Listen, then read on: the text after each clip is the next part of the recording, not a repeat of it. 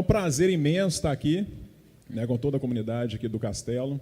Né, para a gente é uma satisfação muito grande, podendo vir aqui contribuir, né, com as informações aí para ainda fechar, né, o Outubro Rosa, né, com essas informações. Eu costumo dizer, falar de coisa chata, né, mas é de extrema importância para nós esse conhecimento, principalmente sobre prevenção à violência doméstica. Eu digo chato porque todos os senhores e senhoras devem acompanhar os jornais, né, e os números são assustadores, né, são assustadores. Fala um pouquinho de mim primeiro, né? Sargento Menezes, eu estou lá na Companhia Independente de Prevenção à Violência Doméstica. Os senhores e senhoras sabiam que existe uma companhia independente que trata só disso? Se a Polícia Militar criou uma companhia independente que tem o status de um batalhão para cuidar só disso, é porque o assunto ele é muito sério. É muito grave a situação de violência doméstica no nosso país, no nosso estado e aqui em Belo Horizonte. A companhia ela fica lá a sede da companhia fica lá no centro da cidade, ali próximo à praça da rodoviária, tá? E nós atendemos Belo Horizonte inteiro. Mais para frente eu vou falar como que funciona esse trabalho e como que isso é desenvolvido dentro de Belo Horizonte e também no interior do estado, ok? Então vamos lá, pode passar para mim? Pode passar para mim? Bacana. Para a gente falar de violência doméstica, a gente tem que entender algumas coisas. Por que acontece tanta violência? Por que acontece tanta violência, principalmente dentro dos lares? Algumas coisas sustentam essa violência. Então nós temos alguns pilares que sustentam essa violência. Qual que é o principal deles? A nossa cultura. Nós vivenciamos uma cultura que ela é extremamente patriarcal, né? O que é isso? É aquela situação que o homem é o cabeça, o homem é aquele que é o provedor, né? Ao homem pertence o ambiente externo e à mulher pertence o ambiente interno. Então, essa cultura, tudo isso ajuda a fortalecer essa violência. E isso está tão enraizado na nossa cultura, que as coisas acontecem e nós não percebemos. Isso está em todo lugar. Isso está na nossa cultura, nas nossas músicas. A gente ouve música que fala de violência e dança e canta sem entender o que está acontecendo. Eu lembro de uma música muito interessante na década de 90, muitos senhores e senhoras vão lembrar aqui, é uma música que fez muito sucesso, né? Ela se chamava Entre Tapas e Beijos. O pessoal lembra dessa música? Entre tapas e fez um sucesso, né? Entre tapas e beijos é ódio, é desejo, é sonho, é loucura, né? E o que a música falava? Basicamente a música falava: você apanha, eu bato e a gente se ama. Basicamente falava isso. E a gente cantava e dançava, né?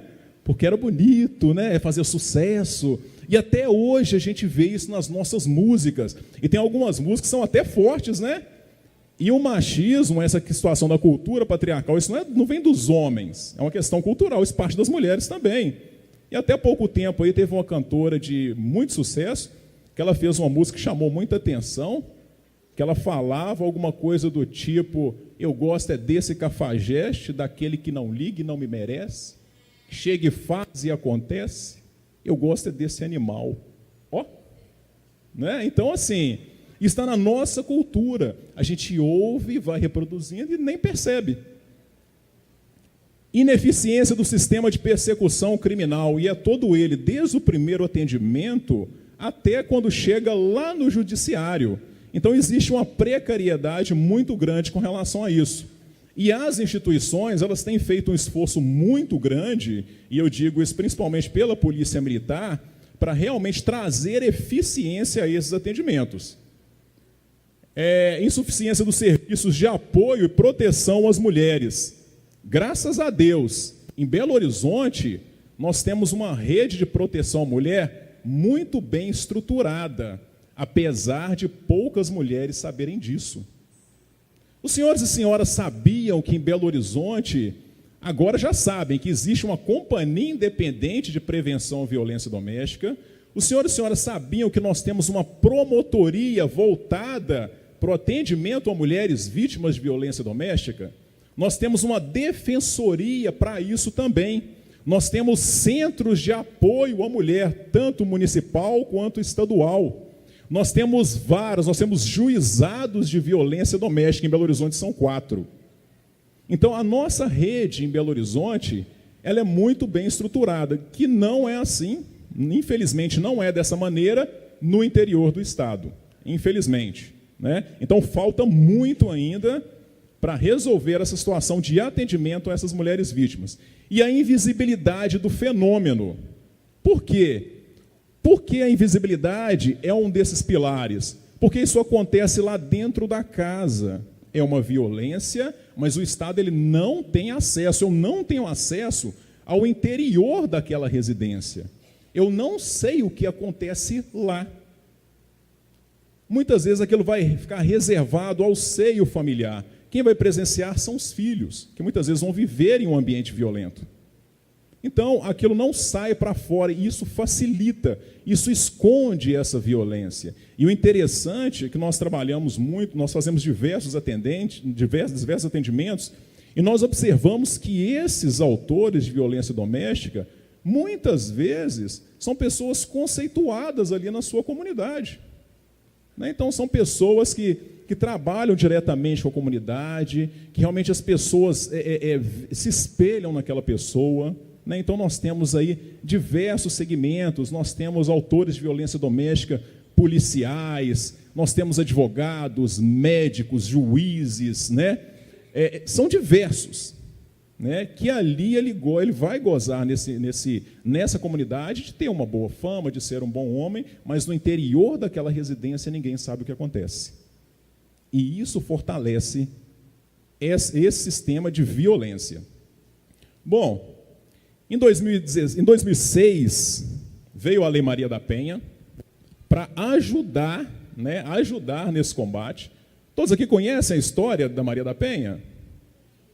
Muito interessante, Ela foi vítima de 2 tentativas de homicídio por parte do ex-marido dela, e lutou bravamente para conseguir justiça. E depois de muitos anos de luta, e mesmo assim só recorrendo a organismos internacionais, que aí realmente veio essa lei que ganhou o nome dela.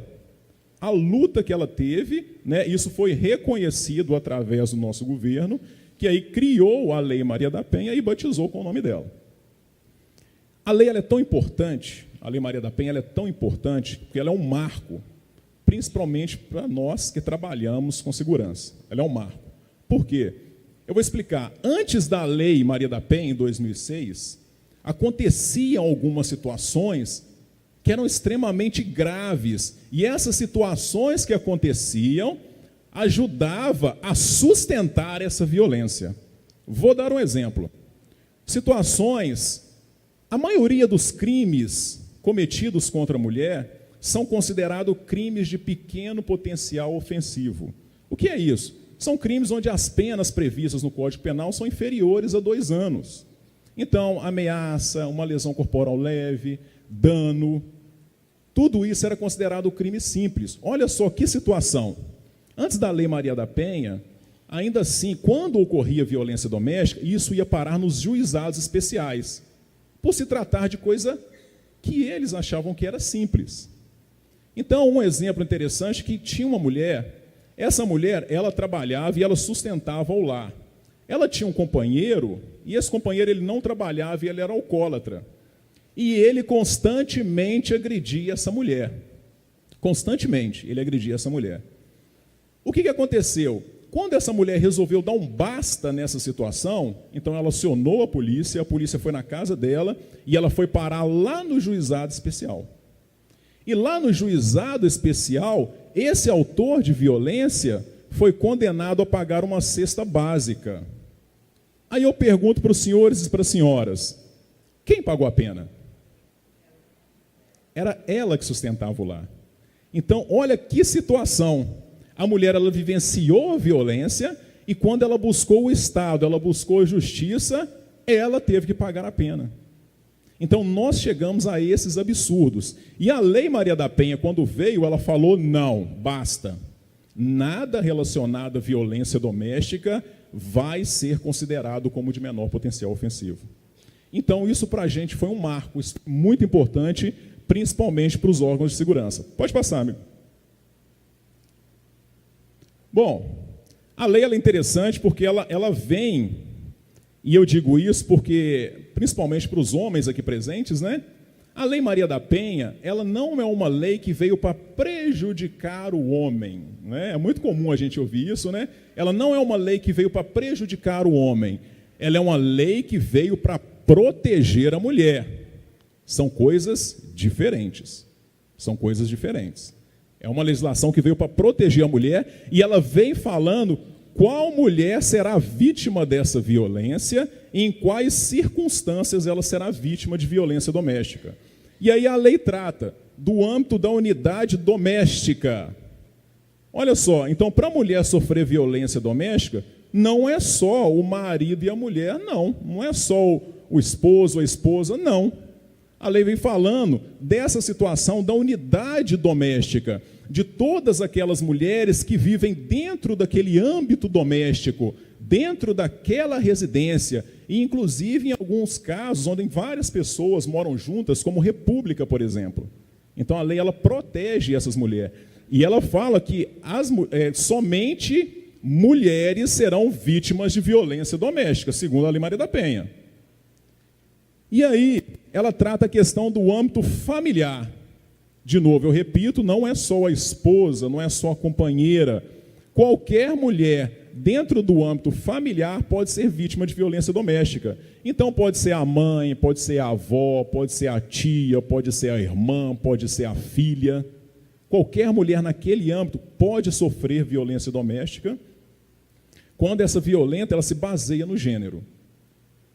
No âmbito, em qualquer relação íntima de afeto, e é interessante quando a lei trata de qualquer relação íntima de afeto, que ela vem realmente para fechar e não deixar dúvidas com relação a esses vínculos, a essa intimidade entre essas duas pessoas. Então a lei fala o seguinte: se ela trata de qualquer relação íntima, digo e repito, não será só o marido e a mulher. Se é qualquer relação íntima de afeto, pode ser namorado, pode ser noivo, pode ser ficante, são as palavras do momento, né? Podem ser amantes. Se houver uma relação íntima de afeto, vai configurar violência doméstica. E a lei ela ainda trata, né? Ela fala que essa relação, ela independe, né? Ela independe de uma convivência onde há ou já houve essa convivência. Isso quer dizer o que para nós? Vamos supor, se o marido ele agride a mulher, em decorrência disso, eles se separam, e daqui a 20 anos ela já está casada, ele também já está casado novamente, e acontece uma nova violência, ainda assim será violência doméstica, segundo a Lei Maria da Penha. E é importante a gente focar nisso aqui, no que a lei trata como violência doméstica, porque isso aqui tem que se englobar para justamente entrar naquelas situações que eu falei anteriormente. Quando for violência doméstica, não será tratado como situações simples. Então isso não vai se resolver em juizado, não. Então isso vai ser resolvido dentro dos juizados de violência doméstica. E lá isso não será tratado como coisa simples. Bom, além disso, né, a lei ela protege também outras relações, como relações homoafetivas. A lei ela fala que a vítima tem que ser mulher, mas ela não fala do autor. Então, por exemplo, um casal de mulheres, né, onde existe uma relação homoafetiva, se houver violência, vai configurar violência doméstica. Quem será a vítima? Aquela mulher que sofreu a violência. Ok? A lei ela trata de 5 tipos, ela traz 5 tipos de violência que a mulher pode sofrer. São 5 tipos. O que é muito comum? É muito comum a mulher achar que violência doméstica é quando o homem a agride fisicamente. E não é só isso, né? A lei ela fala da violência física, que realmente vai ser essa violência contra a integridade física dela, ok? Para além disso, a lei trata da violência psicológica, e hoje nós entendemos que a violência psicológica é uma das formas mais perversas de violência que a mulher pode sofrer. Por quê? Porque é a violência que a mulher não pode mostrar. Ela não deixa marca, ela não pode virar e falar que eu sofri uma violência psicológica. Então isso para a gente é muito grave, muito sério. A gente entende isso como uma das formas mais graves de violência. Todos esses tipos de violência nós temos previsão no nosso Código Penal. Então, por exemplo, violência física, nós temos lesão corporal, vias de fato. Violência psicológica, pode ser uma ameaça, pode ser considerado também um cárcere privado, o homem que prende a mulher dentro de casa. Pode ser uma perseguição. Apesar de não parecer uma coisa grave, isso ofende a integridade psicológica da mulher. O homem está perseguindo essa mulher constantemente. A proibição também é uma forma de violência psicológica, né? Porque o homem, quando ele proíbe a mulher de determinadas situações, igual casos que nós atendemos, casos mais graves, onde proíbe até inclusive de ver a família, né? Isso é uma violência psicológica. Violência sexual. A gente entende violência sexual realmente como estupro ou como qualquer ato que force a mulher a praticar ou a presenciar alguma coisa que ela não queira. E no início a gente teve uma dificuldade muito grande, principalmente quando as pessoas eram casadas. Por quê? Porque tinha um entendimento seguinte, a mulher ela pensava, não, mas se eu sou casado, então eu tenho, né, uma obrigação para com o meu companheiro, né? E não é bem assim. Porque para ter uma relação, tem que haver um consentimento de ambas as partes. Isso é uma relação saudável. Tem que haver esse consentimento, tem que haver esse amor. A mulher, ela foi feita para andar ao lado do homem, não é isso? Então tem que haver isso. Se for de outra maneira, será estupro. Uma situação, por exemplo, onde o homem força a mulher a uma relação contra a vontade dela, independente de ser casado ou não. Violência patrimonial. Violência patrimonial a gente pode colocar aqui como dano, né? E muito comum hoje em dia, muito comum situações onde o companheiro quebra o celular da companheira, rasga roupa, destrói maquiagem, destrói materiais de trabalho para que ela não possa trabalhar, suprime documentos. Tudo isso é uma violência patrimonial contra a mulher. Violência moral. Violência moral a gente entende como os crimes contra a honra, calúnia, injúria e difamação, né? Então, as situações onde o homem imputa um crime a uma mulher, né, com a nítida intenção de ofendê-la, né? Ou o homem que xinga a mulher de qualquer nome no meio da rua, ele acha que pode falar o que ele quiser dessa mulher, né? Então, todas essas ofensas, isso atinge a mulher de uma forma moral. Então, o que é interessante é que a Lei Maria da Penha ela trouxe esses 5 tipos de violência para que realmente haja uma proteção integral à mulher. Interessante que poucas pessoas sabem disso. Já teve uma situação onde eu cheguei numa assistida e essa mulher me relatou, falou, sargento, olha, nós tivemos alguns problemas aqui mesmo.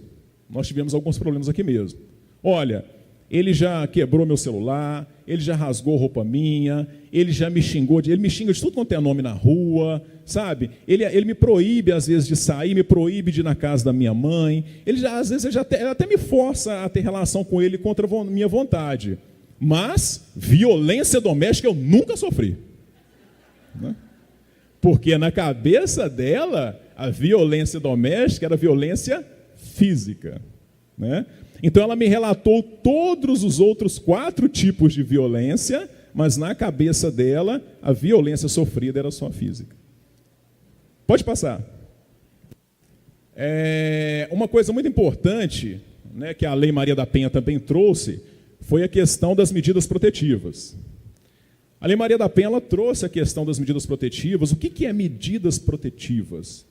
São algumas medidas que a lei traz, que o juiz vai tomar aquilo como forma de proteção proteger essa mulher. Então a lei fala que o juiz ele pode tomar algumas providências para proteger essa mulher. Como o que, por exemplo? Como tirar o homem da residência, como proibir esse homem de se aproximar dela a uma determinada distância, proibir esse homem de fazer contato com ela por qualquer meio e, nos casos mais graves, até proíbe visitação de filhos, dentre outros. Então o juiz ele vai verificar quais são as melhores situações para proteger aquela mulher e vai expedir uma medida protetiva, que é um documento assinado com uma ordem dele dizendo para aquele homem: você não poderá fazer isso que está escrito aí. Isso é muito importante, principalmente nos casos mais graves. Isso é muito importante. E a gente tinha um problema muito grande, com relação às medidas protetivas.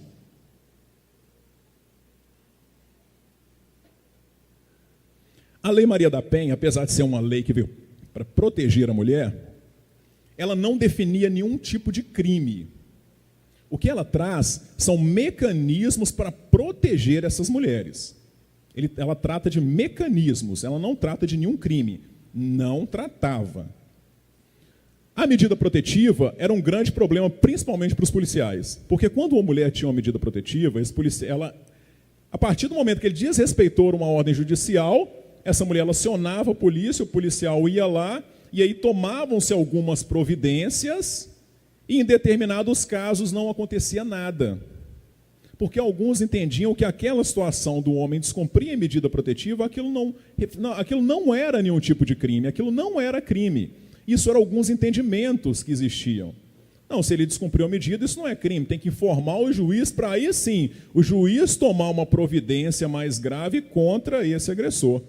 Imaginem, se o homem foi tirado da residência e proibido de se aproximar dessa mulher, é porque alguma coisa grave aconteceu. E agora nós teremos que esperar outra coisa grave acontecer? Então existia essa situação, e agora, esse ano, no início do ano, houve uma alteração na Lei Maria da Penha, onde agora acabou com qualquer tipo de dúvida. Pode passar. E trouxe um crime novo, a Lei 13.641, ela alterou a Lei Maria da Penha e ela trouxe um crime na lei. Pode passar. Ela trouxe o artigo 24A, que vai definir o crime de desobediência à ordem judicial das medidas protetivas. Então, hoje nós temos esse crime. E a pena de detenção de 3 meses a 2 anos. Então, a partir do momento que o homem ele descumpre aquela ordem judicial, não existe mais dúvida. Não tem mais dúvida. Ela acionou a polícia vai chegar e vai conduzi-lo preso. Isso facilitou para a gente, principalmente nos casos mais graves. Isso facilitou para a polícia, até mesmo por causa dessa discussão jurídica que existia. Pode passar. Bom, já falei que nós temos o assunto violência doméstica, para a Polícia Militar, é uma coisa grave. Por quê? Quando a gente iniciou o trabalho, a gente observou o que todo mundo observa. O que tem dito nos jornais, a quantidade de violência que acontece. E aí a gente começou a separar alguns números. Isso lá quando a gente começou a treinar os policiais para realizar esse atendimento. Alguns números a gente já conhecia. Mas o que chamou a atenção da Polícia Militar naquela época? Foi aquele dado ali, o último dado em vermelho. Ali fala o seguinte, que 10% dos homicídios registrados no Brasil são mulheres vítimas de violência doméstica.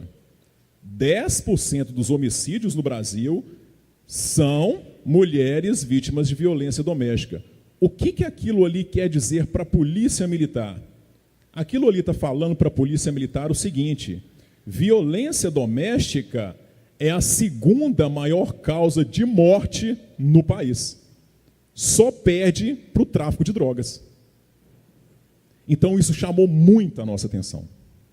Então isso ligou um alerta. Olha, tem que ser feito alguma coisa.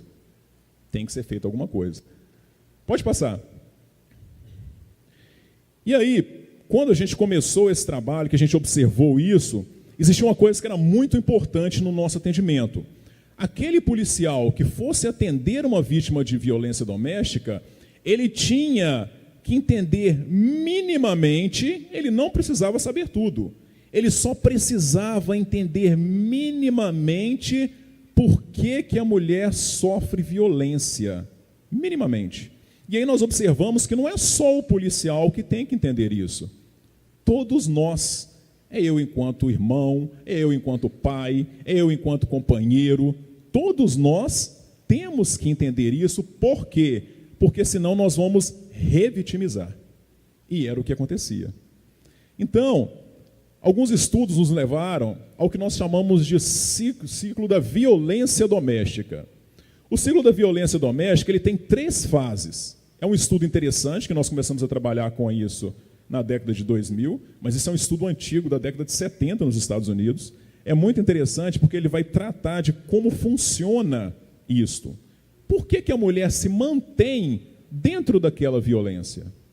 Hoje nós temos tantos mecanismos, não é? Nós temos a Lei Maria da Penha, nós temos órgãos de proteção. E por que essa mulher se mantém dentro desse relacionamento violento? Todos nós precisamos de entender minimamente isso. Minimamente. Para não revitimizar. Pode passar. Isto é o ciclo da violência doméstica. Vamos lá. Vamos fazer isso de uma forma bem didática, bem tranquila, né? Imaginem que aquilo ali seja um relacionamento. Aquele ciclo ali seja um relacionamento. Como todo e qualquer relacionamento, vai haver conflitos. Não vai? Todo relacionamento tem conflito, não tem? Todo relacionamento tem conflito. Se isso não for tratado, nós vamos passar na primeira fase, que é a fase da tensão. A fase da tensão é onde acontecem insultos, humilhações. Isso vai se agravando. E se não for tratado, isso continua evoluindo. Então passa por ameaças, até que a gente chega na nossa segunda fase do ciclo, que é o episódio agudo de violência. Ali vai acontecer uma coisa grave. Ali vai acontecer uma violência grave. O que acontece depois desse episódio agudo de violência? Ali pode acontecer uma série de coisas. Uma série de coisas. A mulher, ela pode descer para a próxima fase do ciclo, após ela ter sido violentada, ela pode descer para a próxima fase do ciclo por uma série de situações. Pode ser por medo de acontecer novamente, medo de acontecer alguma coisa mais grave, ou ela pode se manter nisso aí por causa de alguma dependência, qualquer que seja ela, seja uma dependência física, seja uma dependência emocional, seja uma dependência financeira, ela pode se manter nisso aí, descendo para a próxima fase. Imaginem a seguinte situação, um exemplo de dependência financeira. Imaginem a seguinte situação, nós temos uma mulher vítima de violência, ela acabou de ser agredida, né? Ela acabou de ser agredida, e essa mulher, ela tem ali 4 filhos. Ela tem 4 filhos, essa mulher. E aí, o que acontece com essa mulher? Ela com 4 filhos, e aí tem uma série de coisas, porque ela pensa, nossa, é ele que traz o sustento para casa. Por quê? Porque ela não se preparou, e muitas vezes ela não se preparou, ela não estudou, porque ele não deixou. Ou às vezes ela fala, nossa, e agora que eu não tenho como conseguir um emprego? Às vezes ela não trabalha, ela não se profissionalizou, porque também ele não deixou. E aí ela se vendo naquela situação, o que eu vou fazer? E ali nós passamos também, dentro dessa situação de dependência, nós podemos passar por outras situações. A questão da figura passiva. E muitas vezes o homem, ele pode estar arrependido. Por quê? Porque ele agrediu a companheira. Então ele agrediu, ele está arrependido, então ele vai buscar uma desculpa, ele vai buscar o perdão daquela mulher.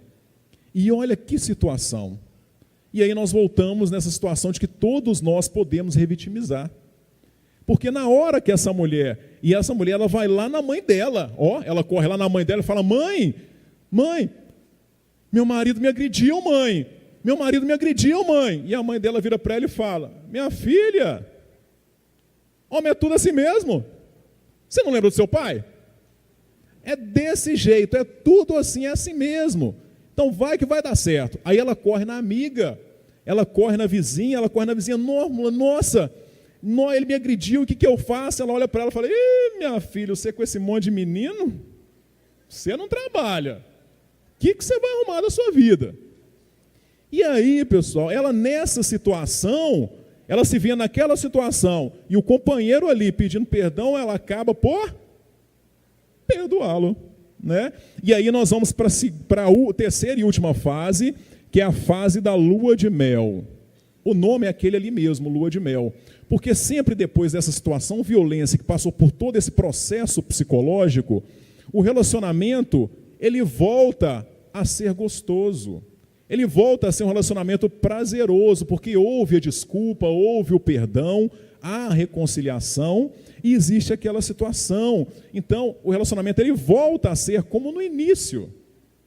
E aí, tem várias situações, a situação onde o homem, né, muitas vezes ele é alcoólatra, ele não acompanha a sua companheira, ele não vai na igreja com a sua companheira, e aí ele começa a fazer promessas, né? Não, a partir de agora eu mudei, agora eu vou com você na igreja, né? Agora você me perdoa, eu vou parar de beber, agora eu não bebo mais, né? Agora eu não bebo mais e nós vamos resolver essa situação, né? Então isso tudo acontece nesse período de lua de mel. E o interessante é que, como todo e qualquer relacionamento, vai haver novos conflitos e nós vamos repetir todo esse ciclo. Nós trabalhamos com mulheres que passaram tantas vezes por esse ciclo, o que nós chamamos, o estudo chama de síndrome da mulher espancada. Ela passou por tantas vezes por esse ciclo que inconscientemente, quando ela chegava na fase da tensão, ela provocava a violência. Por que ela provocava a violência? Isso acontecia de forma inconsciente. Por que ela provocava a violência? Para rapidamente passar para a lua de mel. Isso acontecia de forma inconsciente. E isso para a gente é muito grave. É muito grave. Então, o policial ele precisava de minimamente entender isso aqui. E eu acredito que todos nós temos que entender minimamente isso, justamente para não revitimizar. E é importante o policial que vai fazer esse atendimento chegar ali e entender isso, e justamente como isso funciona, para não chegar lá na casa daquela senhora pela 8ª vez e pensar, ela deve estar apanhando porque ela gosta. E isso eu tenho certeza que muitos dos senhores e senhoras aqui já pensaram de um vizinho, de um companheiro, de uma amiga. Então, justamente para isso, para a gente não revitimizar e entender minimamente como isso funciona. E hoje existe uma série de mecanismos. O fenômeno violência doméstica ele é tão complexo, que não tem como só a polícia militar dar conta disso. Por isso que existe uma rede de proteção. Não tem como a polícia militar dar conta disso sozinha, não tem como o poder judiciário dar conta disso sozinho, não tem como o Ministério Público dar conta disso sozinho, não tem. Não tem como os órgãos de proteção e assistência à mulher dar conta disso sozinho. O problema é extremamente complexo. Então precisa de toda uma rede para trabalhar em conjunto e aí sim tentar resolver o problema de violência doméstica. Bom, quando a Polícia Militar começou a trabalhar com isso, nós pensamos como isso seria realizado. Primeiro, nós precisaríamos treinar os policiais que fazem o atendimento, para qualquer policial que for acionado conseguisse dar esse atendimento qualificado. Ele não iria só entender isso, como ele tomaria uma série de outras providências para justamente facilitar o encaminhamento daquele caso de violência. E aí criou-se também, a ideia era que esses policiais fossem treinados, né, e a gente vem fazendo esses treinamentos. É um processo um pouco lento, né? Por quê? Porque não é tão simples treinar 45 mil homens e mulheres. Então é muita gente para treinar, né? Então isso é um processo realmente lento. Então isso tem sido feito. E o que mais precisaria fazer? Nós precisaríamos de outra equipe, uma equipe especializada que, após ter acontecido esse fato, após ter acontecido a violência, ela já ter recebido aquele atendimento, essa equipe analisar aquele caso grave e aí de encontro a essa mulher, para tratar da melhor maneira possível e justamente para que pudesse colocar ela dentro da rede de proteção à mulher. Dentro de Belo Horizonte, então, nós fizemos esse treinamento e essas equipes especializadas estão todas agrupadas lá na Companhia Independente de Prevenção à Violência Doméstica. No interior do estado, nós temos núcleos. Nós temos núcleos na sede das unidades do interior, principalmente das grandes cidades, onde equipes trabalham também realizando esse mesmo atendimento. Como que isso funciona? Depois que houve o fato, essa mulher ela já foi atendida por uma guarnição, ela já esteve na delegacia de mulheres, o caso dela vai ser analisado por essa equipe. Infelizmente ainda não tem como a mulher ligar para o 190 e falar, olha, eu preciso de uma equipe especializada aqui na minha casa. Infelizmente isso ainda não acontece, porque essas equipes são equipes que trabalham, hoje nós temos 16 equipes trabalhando, essas equipes trabalham para atender os mais de 2.000 casos que chegam para a gente todo mês. Então, como que isso tem que ser feito? Isso tem que ser filtrado. Então, e todas as ocorrências de violência doméstica que são registradas, isso chega para a gente, e aquela ocorrência ela é analisada. Como que isso é filtrado? Vai ser filtrado através da gravidade e da quantidade de vezes que a mulher registrou a ocorrência. Então, é um tipo de serviço onde a mulher ela não vai acionar o 190 para ir fazer o atendimento dela. Ela vai acionar o 190 sim, naquele momento que ela precisou que a polícia estivesse na porta da casa dela. Mas o atendimento especial, ela vai ser selecionada. Então, o policial ele vai na casa dessa mulher e chegando lá, ela até assusta. Ela fala, nossa, mas eu não chamei polícia hoje? E aí o policial fala, não, nós estamos aqui porque o Estado tem conhecimento da gravidade da situação que a senhora vive e nós estamos aqui para oferecer um serviço de proteção e incluir a senhora no serviço de prevenção à violência doméstica. Então, hoje o serviço ele funciona dessa maneira, em Belo Horizonte, no interior do Estado. Infelizmente, ainda nós não temos como a mulher ligar diretamente para nós. Mas eu acredito que no futuro isso vai acontecer. Pode passar. Ali eu trouxe, pessoal, os órgãos de proteção à mulher aqui em Belo Horizonte, alguns deles, né? Então nós temos a Polícia Militar, com o Serviço de Prevenção à Violência Doméstica, nós temos também a Polícia Civil, com a Delegacia de Atendimento à Mulher, nós temos o Centro Risoleta Neves, que é um centro de apoio à mulher também, os juizados, nós temos 4 juizados que ficam lá no Fórum Lafayette, né, de violência doméstica, o Ministério Público, Defensoria Pública através do NUDEM, e dentro da prefeitura nós temos o Bem-vinda, Casa Abrigo e alguns outros centros que trabalham também com proteção à mulher. E alguns outros também, né? Por isso que eu falei, em Belo Horizonte a gente tem uma rede bem fortalecida, que não acontece de igual maneira no interior do estado, infelizmente, né? O que é importante é que as pessoas tenham conhecimento disso, né? E eu não coloquei ali o que é muito importante também, a mulher, mesmo que ela não detenha esse conhecimento, ela pode ligar para o número 180. O número 180 é um número nacional, onde a mulher irá ligar para esse número e lá ela vai conseguir todas as informações referentes tanto à situação dela, quanto a dos órgãos mais próximos à residência dela. É muito importante que gravem esse número e até mesmo para difundir também, né? Então a gente tem que ter esse conhecimento de que em Belo Horizonte nós temos essa rede. Se precisar, eu vou acionar só a Polícia Militar? Não. Todos esses órgãos são portas de entrada. Então a mulher pode procurar qualquer um desses órgãos para verificar a sua situação de violência. Tá joia? Pessoal, eu fico à disposição. Pessoal que tiver alguma pergunta, quiser fazer alguma pergunta, eu estou aqui à disposição dos senhores e senhoras. Tá joia?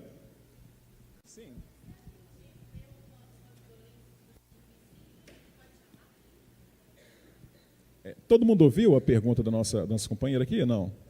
Ela perguntou o seguinte, se ela ouve uma vizinha, né, sofrendo violência, se ela pode acionar a polícia, não é isso? Sim, pessoal, qualquer pessoa pode acionar. E uma guarnição vai ter que deslocar até lá para verificar o que está acontecendo, tá joia? Então não precisam temer com relação a isso não. Inclusive, se não quiser se identificar, também tem 181.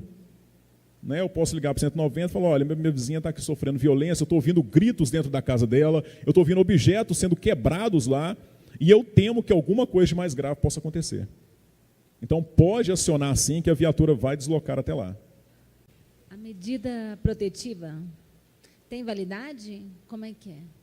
Não. A medida protetiva ela não tem validade. A partir do momento que ela é expedida, ela não tem validade. Só se aquela situação, a mulher ela requerer por algum motivo, ou for verificado que não há mais necessidade dessa medida. Mas enquanto essa mulher necessitar, essa medida ela perdurará.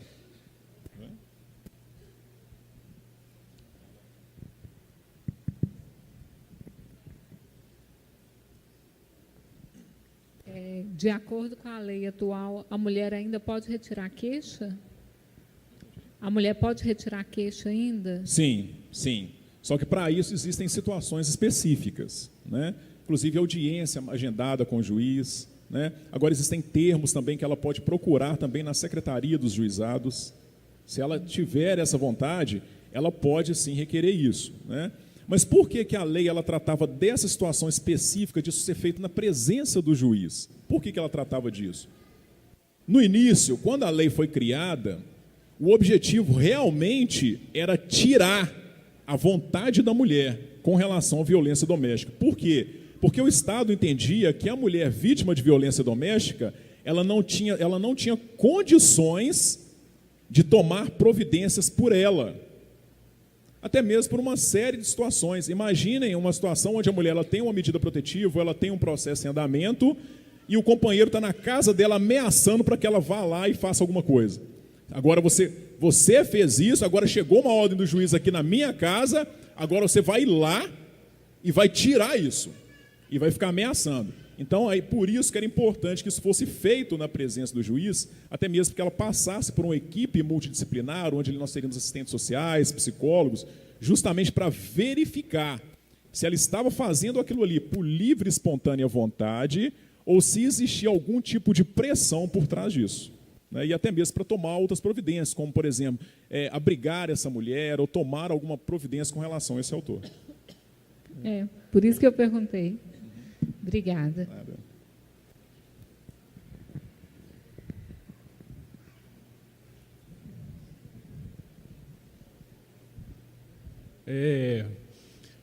Quando o senhor falou aí, deu o exemplo aí da mulher, a mulher com 4 filhos que está sendo agredida e ela fica com medo ali de denunciar e tudo. E, neste caso, aí, apesar de você ter falado desse processo de seleção das denúncias mais graves, o que acontece com essa mulher que está sendo agredida se ela denunciar? Como é que ela vai ficar resguardada financeiramente em relação à educação dos filhos, esse tipo de coisa? Ótima pergunta. E aí, foi até um exemplo muito interessante, eu dei esse exemplo, que é muito comum. Aí todo mundo pensa, mas o que essa mulher vai fazer? Antes ela não tinha como fazer nada. Então ela continuava na violência, porque ela tem os filhos para criar. Hoje é inadmissível que uma mulher ela continue na violência simplesmente porque ela não tem como sustentar os seus filhos. E é aí que entra a rede de proteção à mulher. Lembra quando eu falei que violência doméstica, o fenômeno ele é tão complexo que a polícia ela não tem como dar conta disso sozinha? Porque eu posso fazer a minha parte como agente de segurança, mas eu não posso fazer a parte social. E aí eu preciso de um órgão para isso. Então, os centros de apoio, eles que irão trabalhar com isso. Se essa mulher sofre uma grave violência, ou uma violência, uma grave ameaça, ou uma grave violência, e verifica-se que aquela mulher não tem condições de ficar ali, vai recolhê-la, ela com os filhos dela, para um abrigo. Então existem abrigos, inclusive abrigos secretos, para esconder essa mulher. E esses centros também eles vão trabalhar com o que nós chamamos hoje, a palavra da vez, né? O empoderamento dessa mulher. Justamente, ela vai participar de alguns programas onde ela vai voltar a estudar, ela vai se profissionalizar, ela vai ter prioridade nos atendimentos de creches municipais. E aí a gente consegue tirar essa mulher da violência. Porque hoje não se admite mais isso, que a mulher ela sofra violência por causa dessa dependência financeira.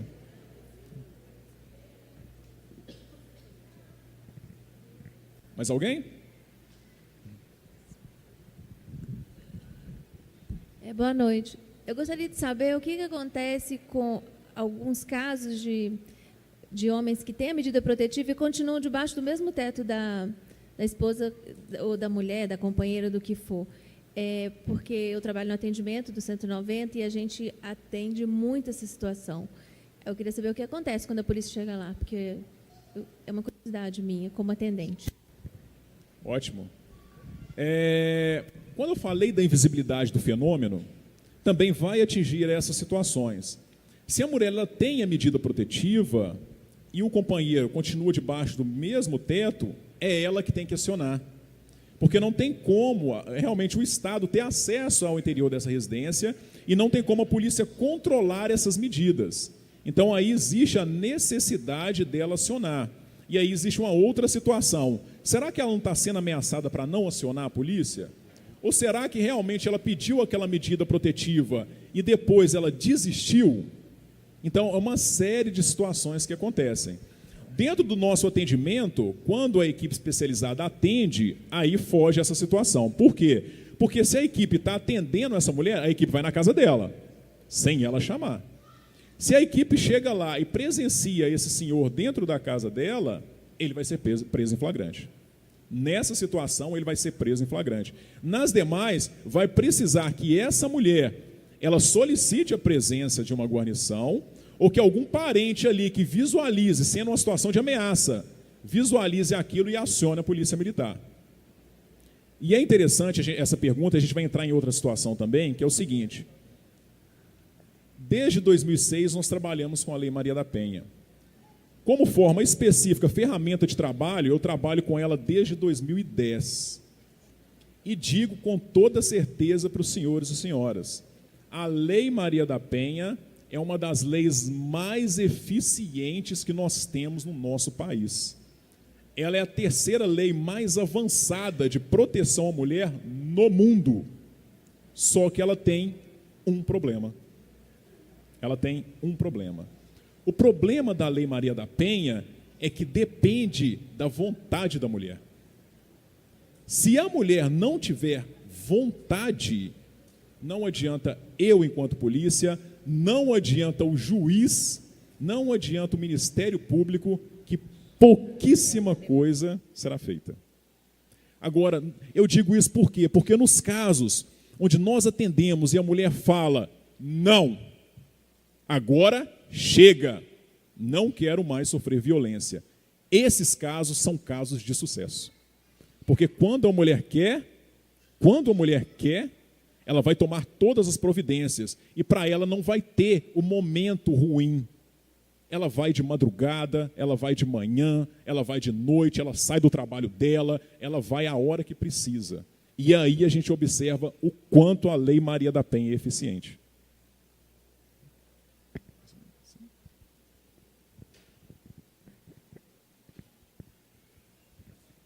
Boa noite. O senhor respondeu a pergunta dela, mas eu vou pegar um gancho. Aí envolve também, que eu sou da área da educação, né? E já passei por tudo na educação, na gestão escolar, e hoje sou supervisora pedagógica de escola pública, então a gente atende muitos casos, né? E a polícia está sempre conosco lá. Mas essa questão que o senhor pontuou aí envolve muitas situações também. A mulher pode chegar ao estado de uma síndrome de pânico, uma depressão que pode chegar à síndrome de pânico. Ela pode estar com a autoestima tão baixa que faz com que ela não tenha essa motivação para procurá-los. Então, assim, eu acho que tem essa falha aí, não é só cabe a ela, não, assim, na questão, ela tem que buscar. Ela chegou a um estágio que ela tem tanto medo, e talvez até aqueles exemplos que o senhor também deu, que procuram a mãe por ser antigos, antepassados, isso acontece no casamento, tem que relevar, né? Aí busca outras pessoas e ali vai só se martirizando. Então, assim, eu acredito, como psicopedagoga, também que tem que se trabalhar isso, né? A autoestima. Né? Então, assim, ela não vai conseguir procurá-los se ela estiver sendo espancada, agredida, quase todos os dias, não tem um apoio, não tem força para chegar até um lugar que possa ajudá-la. Ela não tem força nem para pegar um telefone e ligar no 181. né? A gente tem que... Essa questão, eu me incomoda muito. Mais uma vez, aí a gente volta na mesma situação. Essa mulher que ela não tem capacidade mais para lutar. É isso que a gente fala, ela não tem mais essa capacidade para lutar. Infelizmente, essa mulher, muitas vezes, ela não vai ser atendida. E aí a gente volta de novo nessa situação. Depende da vontade dela, mas ela não tem capacidade de luta. E, infelizmente, a gente volta nesse entrave da lei. Alguns casos nós conseguimos atender. Como que a gente faz isso? Quando a família busca para ela. E aí envolve muito mais. Lembra quando eu falei de mim como pai, como irmão? Então envolve muito mais. Por quê? Porque se eu tenho alguém ali dentro daquela casa, lembrando que a responsabilidade são de todos. Se eu tenho alguém dentro daquela casa que consegue fazer isso, aí a gente vai precisar de um outro órgão. A gente precisa de um dos órgãos de apoio à mulher. Não é a polícia que vai fazer isso, porque a polícia não tem condições de fazer isso. Quem vai fazer isso são centros de apoio. Então, os centros de apoio, a partir daquele pedido, daquela intervenção familiar, esse centro de apoio ele pode intervir e, de imediato, não vai haver atuação policial. Esse centro de apoio vai intervir para fortalecer e empoderar essa mulher. Como que eles vão fazer isso? Através de atendimentos psicossociais. Então, eles irão realmente trabalhar essa mulher. E aí, quando sim, e a gente trabalha com essa parceria com os centros, e aí sim, quando essa mulher se levanta, ela fala, agora sim, agora eu tenho condições de atuar. Nós já trabalhamos uma série de situações assim. Eu vou contar um exemplo. Muitas vezes a gente fala de violência doméstica e a gente pensa assim, o meu vizinho está batendo lá na esposa dele, né? Mas nós, a Polícia Militar, trabalha com coisas muito sérias, muito graves. Tem uma situação parecida com essa, que deu exemplo, onde a mulher ela estava vivendo em cárcere privado e ela não sabia que ela vivia em cárcere privado. O que esse companheiro fazia? E aquela situação que eu falei, era uma pessoa extremamente conceituada naquela comunidade, porque era o mecânico do bairro. E o que ele fazia? Ele deixava ela presa dentro do quarto, olha só, ele deixava ela presa dentro do quarto e saía para trabalhar. Dentro do quarto, ele deixava lá a comida dela, olha só, ele deixava, com quem que a gente faz? Com quem que a gente faz isso, né, na nossa casa, né? Muitas vezes com um animal, um cachorro, né? Ele deixava a mulher presa dentro do quarto e deixava ali a comida dela. E lá tinha um banheiro para ela usar. E saía para trabalhar, para qualquer coisa que ele fizesse. Quando ele retornava, aí ele abria o quarto e agora sim ela podia fazer as coisas dela. Aí ela saía, ela ia cozinhar, ela ia tomar um banho, e ela não sabia que ela vivia uma situação de violência. A irmã ficou muito preocupada com a situação e já tinha meses que ela não tinha contato com a família. A irmã, ela não acionou a polícia, ela acionou um centro de apoio. E esse centro de apoio, analisando aquela situação, nos acionou. Porque envolvia duas situações, a situação deles e a situação de segurança pública. E aí, chegando nessa residência, percebemos que ali havia um crime. Então, nós entramos nessa casa. Fomos até o quarto, arrombamos a porta do quarto e ela estava sentada em cima da cama. E ela não sabia o que estava acontecendo. Nós tiramos ela de lá, a irmã dela tirou ela de lá, levou ela para o centro de apoio e nós fomos na oficina do marido dela para conduzi-lo preso. O interessante é que essa mulher ela ficou abrigada. Ela ficou abrigada um tempo. E a irmã dela, quando eu cheguei para conversar com a irmã dela, uma semana depois, a irmã dela me falou, sargento, a minha irmã ela estava escondida, ela estava num abrigo escondido, é um abrigo secreto. Ela estava escondida, ela falou, minha irmã me ligou, o senhor acredita que ela me ligou toda feliz para me contar que ela lavou o cabelo? Então, são esse tipo de situações que a gente trabalha. Então, assim, nessas situações, realmente precisa de mais. É isso mesmo que a senhora falou. A gente precisa de mais. Mas a gente precisa de mais o quê? Mais envolvimento. Mais envolvimento da sociedade. E aí, para cada órgão conseguir fazer o seu papel, né? Infelizmente, ainda nós não temos como essa mulher que está lá dentro do lar dela, onde ninguém está olhando por ela, não tem como eu passar na porta da casa dela e falar, eu acho que ali existe violência, eu vou entrar e vou resgatar essa mulher. Não tem como eu fazer isso. Tá joia? Boa noite. Boa noite. Mas em algumas situações, igual você disse, que a família pode, né, intervir pela pessoa, mas e se a vítima recusar a ajuda? Tem algum acompanhamento psicológico ali que envolve tudo?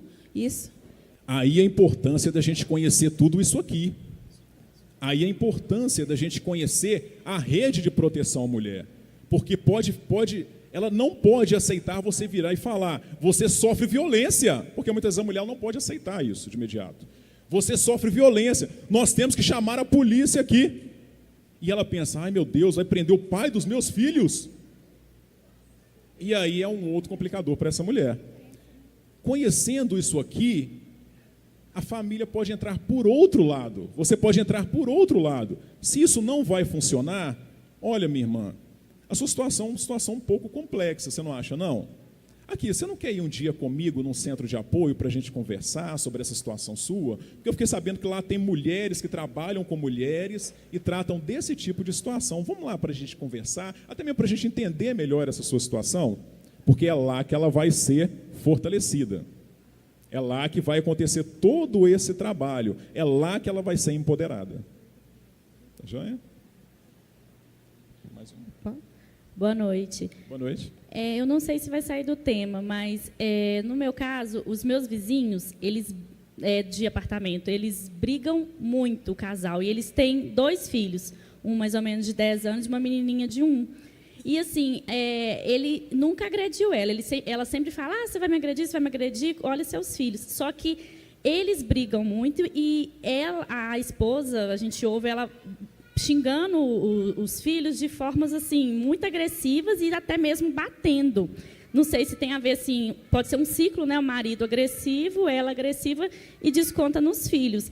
Que vai criar filhos agressivos também. Pois é. Então, eu queria saber, assim, se nós, como vizinhos, você disse que, no caso de violência da mulher, a gente pode denunciar. E no caso das crianças, porque a gente fica com muita dó, porque é muito pequenininha, a menininha, e ela apanha, e o menino, ela chama de nomes muito feios, e, assim, como é vizinho de apartamento, a gente ouve, a gente participa, né? De tudo. Aí, no caso, a gente também pode ou seria só no caso da violência física? Nos casos mais graves, onde, de repente, existe uma violência grave contra essa criança, você pode acionar o 190. Se você verifica que essa situação de maus tratos que você está observando, aí você tem que acionar o conselho tutelar. Aí já é um trabalho para ele, o conselho tutelar, que tem que verificar a situação que essas crianças vivem. É eles que têm que fazer essa análise e verificar esse risco que essas crianças correm. Mas, no caso do seu vizinho, se você percebeu, né, mesmo aquelas situações, lembra que nós falamos? Não é só violência física, existem outras formas de violência. Você é isso, você é aquilo, né? Eu estou quebrando objetos dentro de casa. Isso é violência, né? Então, a depender da situação, você pode acionar o 190 sim. Tá joia? Pessoal, pelo avançar da hora, né? Avançar da hora. Mas qualquer coisa, a Polícia Militar está à disposição de todos os senhores e senhoras, tá joia? A gente está à disposição. Nós temos aqui os representantes comunitários que também podem falar diretamente com a gente, tá joia? Qualquer problema pode ser repassado para eles também, tá joia? Nós temos aqui o pastor, nós temos o padre, nós temos um outro representante, todos os representantes, alguma situação específica, apesar da pessoa não poder ligar direto, a mulher não poder ligar direto para essa companhia, ela pode buscar um representante. Ela pode vir falar com o pastor, ela pode falar com o padre, ela pode falar com o líder comunitário, né? E essas pessoas podem trazer isso para a gente, tá joia? Qualquer dúvida, nós estamos à disposição dos senhores e senhoras. Nós temos aqui o tenente Lucas, né, que é responsável aqui pelo setor também. Qualquer dúvida também podem se reportar a ele também, tá joia? Mas estamos à disposição. Muitíssimo obrigado e para a gente foi um prazer estar aqui essa noite com vocês. Amém. Obrigado.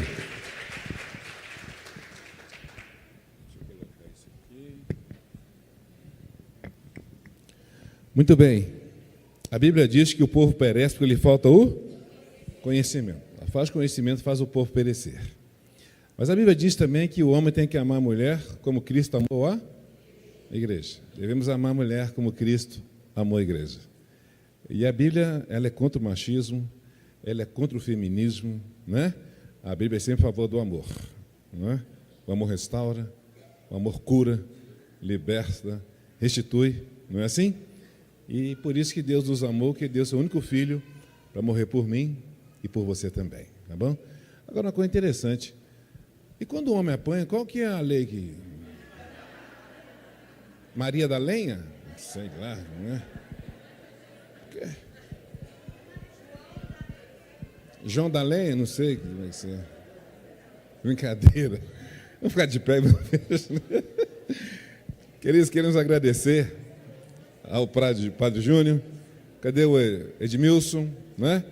O Tenente Lucas, né? Por promover essa palestra, trazer conhecimento, né? Como coisa que a gente não sabia, e tão bom buscar o conhecimento. Agradecer a vocês também que dispuseram a estar aqui nessa noite para obter mais conhecimento, tá bom?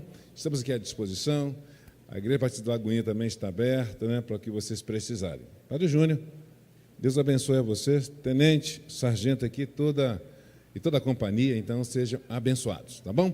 Vou pedir que venha aqui o tenente e o sargento, vamos orar por eles, representando os outros também, não sei se eles podem sair da posição. Padre Júnior, vem aqui, vamos orar, né? Para que juntos possamos ter um castelo melhor. A nossa função aqui é melhorar, não é assim?